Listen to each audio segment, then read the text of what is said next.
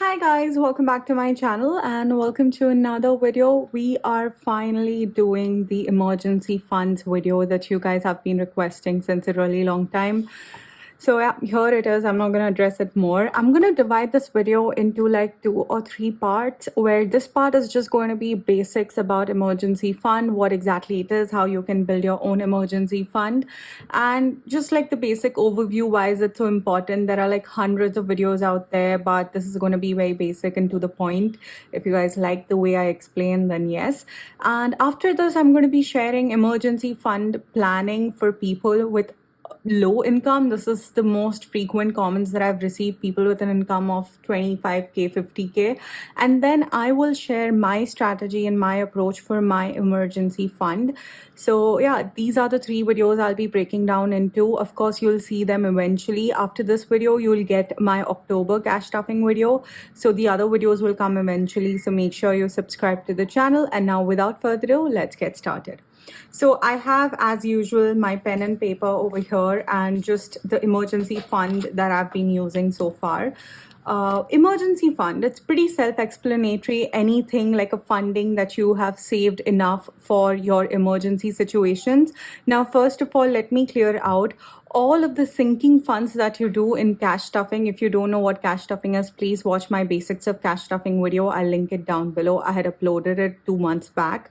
So emergency fund is a sinking fund which is strictly for any kind of uncalled situation and not for something like your vacation or anything you want to purchase or your short-term, long-term goals. No, it is strictly for any uncalled situation. It can be like, let's say there's a sudden accident and you need money, or let's say you lose your job and you need money for the coming months. It's all like that. Or there's a crisis, like how COVID had happened suddenly.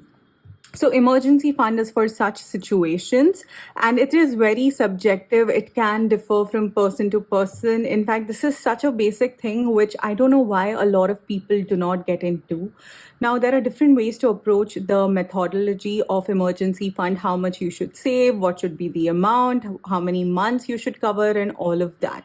So we will get into that. Of course, I'll take very simple, basic examples, basic numbers, so it's easier for me as well as you guys. So now you understood what emergency fund is. It's basically for any uncalled situation, something that you will always have handy for. You do not need to touch it, okay? It's not for your short-term goals. It's not for your long-term goals as well. It's just for emergency purposes, and I think there's no harm in having that amount. Now, let me tell you how to calculate an emergency fund, or what exactly will be the number. It's very simple. Usually what people would do or would tell you is like, emergency fund is something that will be your expenses. I'm going to write here your average expenses per month, right? So this can include everything from your rent, EMI, to your everyday grocery expense, to basically living your everyday life. So, if you see my cash stuffing video, the basic budgetings that I have, like let's say petrol, food, groceries, then we can have some miscellaneous ones, then we can have your kids fees, tuition fees, then we can have something like your household expenses, and then EMIs or rents. All of this will be your average expenses per month. Now, this is one way to look at it. I personally feel your emergency fund to go above and beyond can be your monthly income. Now, if you have a business, then it can be your average as well. But if you have a salary, of course, it can be your monthly income.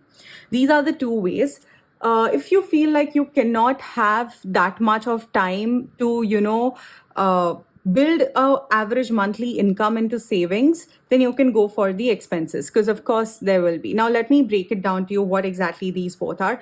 Assume that you are earning 10,000 rupees every month. Okay, I'm taking a very simple number.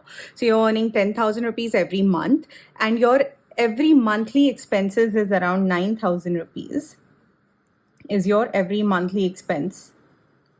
So you are saving 1,000 rupees a month, right?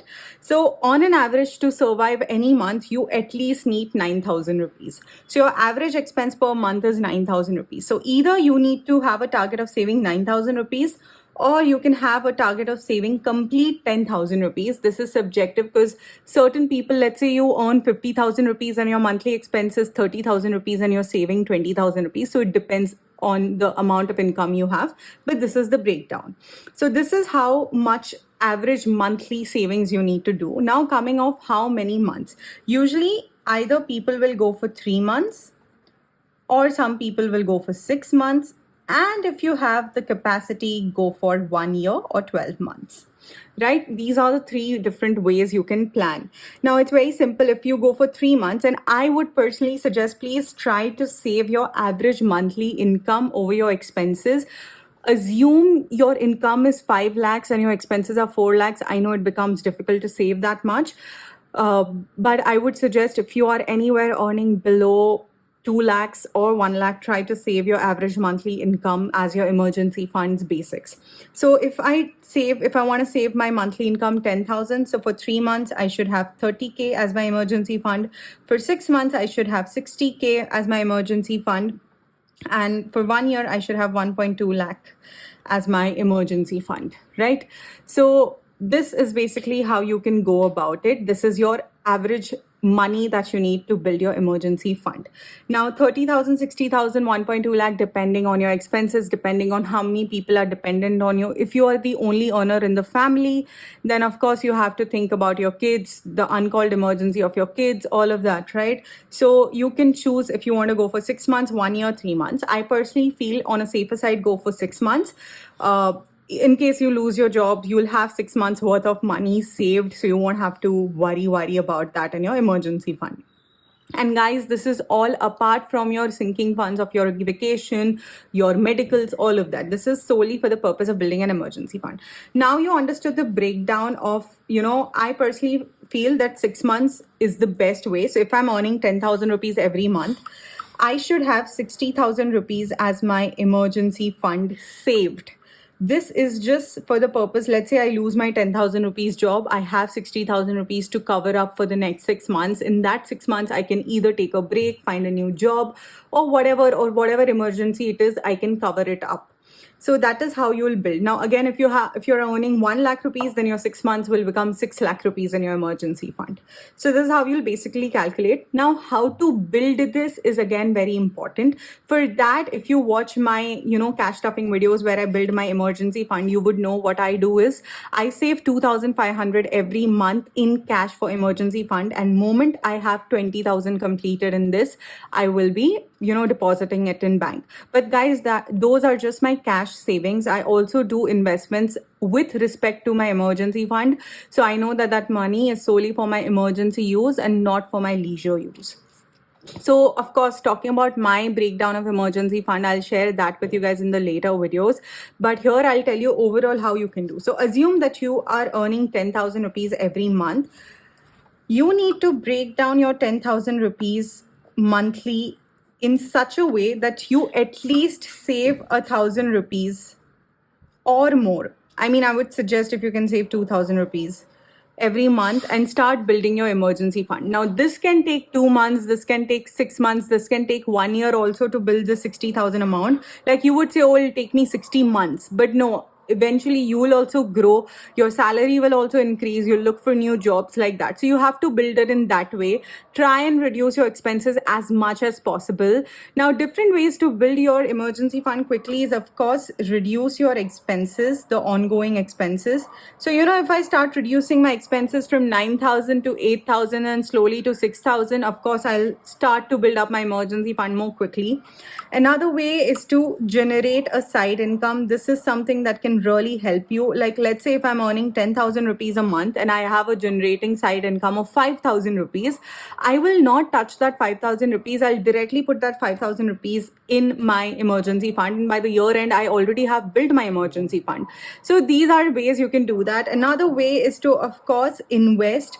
This is something that is subjective, guys, but if you invest in stocks, mutual funds, if you invest in any kind of other schemes, gold, accordingly you can build up your emergency fund. And maybe for investment I'll do a separate video, but this is like the overview of it.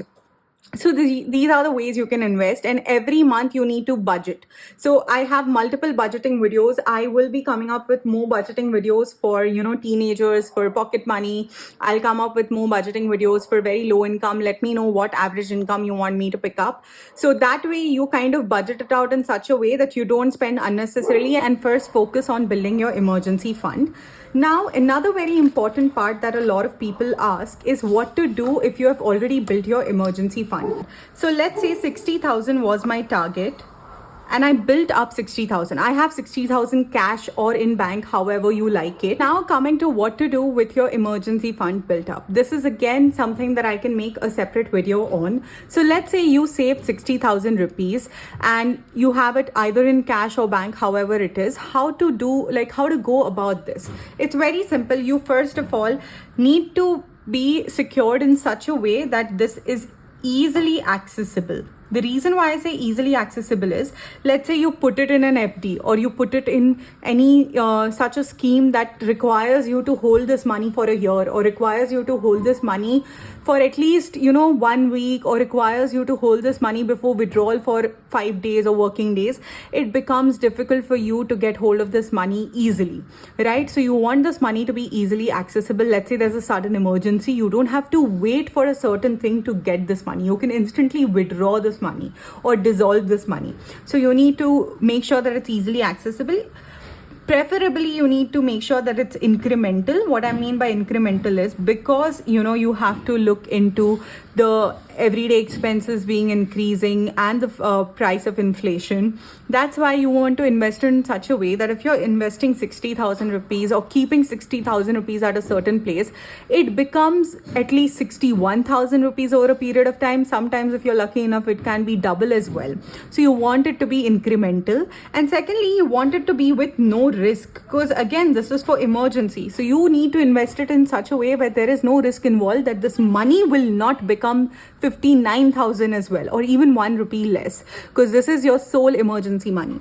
So these are like 3 main focuses that you need to focus on once your emergency fund is built up. Once that is done, you can invest it in the form of gold. You can keep it in your stock as one of the stocks that you've purchased, or you can also probably invest in mutual fund or FD, depending on what other terms and conditions. Sometimes initially in mutual funds, for the first 3 months you're not allowed to withdraw, or they'll charge you on the withdrawal. And sometimes on stocks also it's same, if you do a certain way of IPO or certain things. So again, you have to be very mindful in terms of what investment things that you're choosing. Gold, I think, is the most feasible, because you can instantly sell it. You have it with you, so you feel secure about it, right? So yeah, these are some ways. You can also invest in silver. You can buy some commodity, but again, commodity will take at least 2 to 3 working days for you. For certain things like stocks and commodity, the thing is you need to be withdrawing these on working days, and of course not Saturday, Sunday, or any other holiday. So if you have emergency on those days, you'll have to wait, unlike gold. Okay, so yeah, that's there. So choose your own way, choose the kind of risk you're willing to take. If you know that you can cover up the money accordingly, it's very subjective. Do not take advices from people unless and until you know what's going to be happening, because trust me, it's your hard-earned money. We can give you some suggestions, but you don't have to build up on that suggestion. So yeah, this was my video on emergency fund. It's very simple. You really need to build your emergency fund. I personally believe in having at least 6 months, and if possible 1 year of emergency fund with you. Like if your annual package is 5 lakh rupees, try and save 5 lakh rupees in the coming 2 years as your emergency fund, and trust me, it'll give you a very good space for you to breathe financially and be in a good financial position. I will be making more such videos on emergency funds, so you guys get to know how to go about it. So yeah, this was the video, guys. I hope you all enjoyed it. If you do, then make sure you give this video a thumbs up, subscribe to my channel, and I will see you guys in my next video. Bye bye.